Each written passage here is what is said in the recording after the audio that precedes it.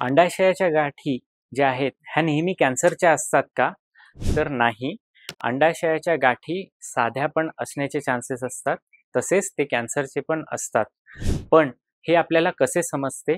तर अंडाशयाच्या गाठीचं सगळ्यात पहिले निदान जे होतं ते आपलं असतं सोनोग्राफीने, जी सगळ्यात आपण युजुअली चाचणी करतो.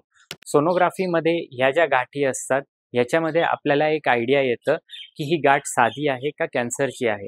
तर सोनोग्राफीमध्ये काय काय फीचर्स असतात, त्याच्यामध्ये सगळ्यात पहिलं फीचर जे असतं त्याच्यामध्ये असतं की ही जी गाठ आहे त्याच्यामध्ये काही सॉलिड कंपोनंट म्हणजेच कडक भाग जो आहे तो आहे का, किंवा दुसरं या गाठीसोबत कुठे पोटात पाणी साठलेलं आहे का, किंवा तिसरं ह्या गाठीमध्ये काही रक्तस्राव म्हणजे ब्लड फ्लो इन्क्रीज्ड आहेत का.